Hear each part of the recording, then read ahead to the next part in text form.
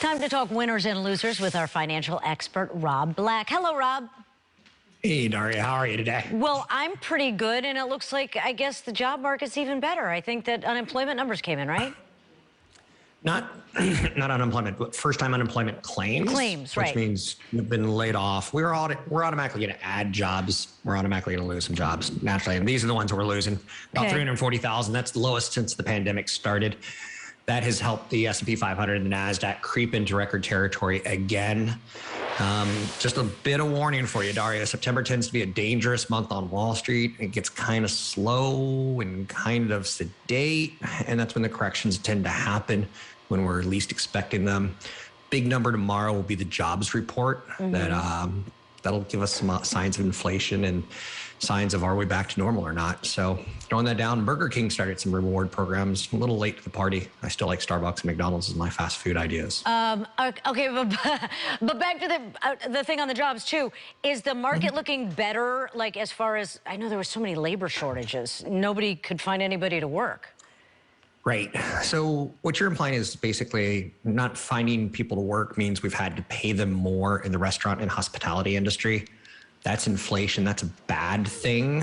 If it's too much, it's a good thing if it's moderate. And I think it's a good thing in this case. But the job market looks different. I've been to restaurants recently where before I used to see adult busboys. Now I'm seeing 16-year-old kids doing it. So the job market is trying to adapt to what has happened with COVID and the change in the wage inflations that have come out of it. Well, since you're talking wage inflation, we're showing rent inflation. I know that kind of, let's go to that now, which is a good thing. We'll get paid more because rent's about to skyrocket, I guess. And then higher rents will equal higher wages even further down the road, which is bad news, but we'll get there in a second. So you've seen home prices go up 18.6% last month across the United States. That's too much.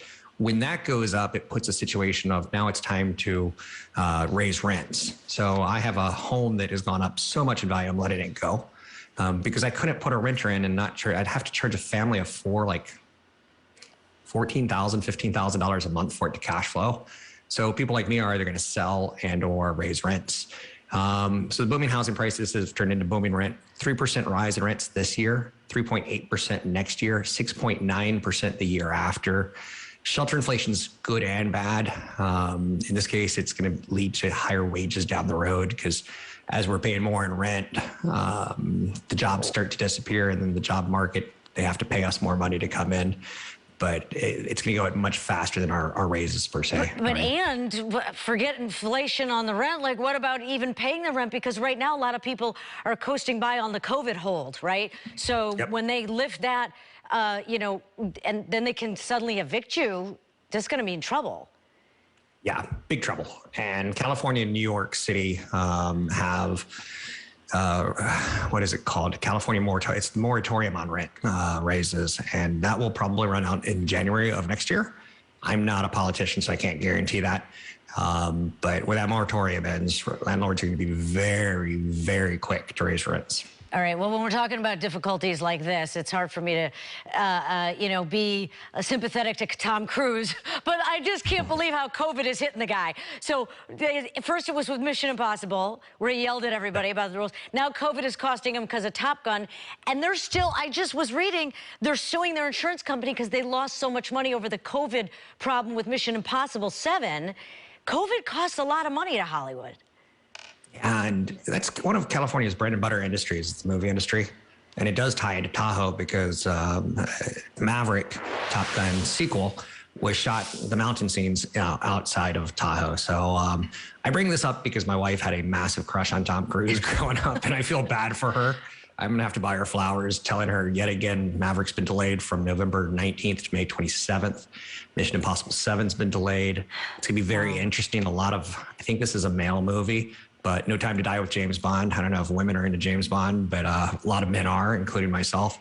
That's slated for October 8th. That one's still on. Delta hasn't taken that one down, but Delta took down Tom Cruise and Maverick, for sure. It is amazing how much they are paying. You don't understand how much the COVID protocols cost. My brother does some like series for Netflix and that kind of thing. And each episode to film, it's an extra $500,000 just in covering COVID costs. Wow. To fill, so that's what Mission Impossible is like. Listen, $1 million is not enough to cover our COVID costs. We need more. And the insurance company said, sorry. And do you remember Tom Cruise freaking out on the set of Mission Impossible 7 about not wearing masks? Yeah, he's like, don't mess around with this because this is costing him money. Very true. Yeah.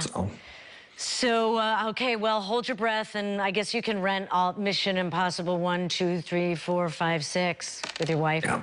Okay. And for the record, F9 is the biggest movie of the year. $700 million pre-Delta, though. Delta's messing everything up. It is. All right, thanks a lot, Rob. And you can reach Rob on email, through Facebook, or Twitter.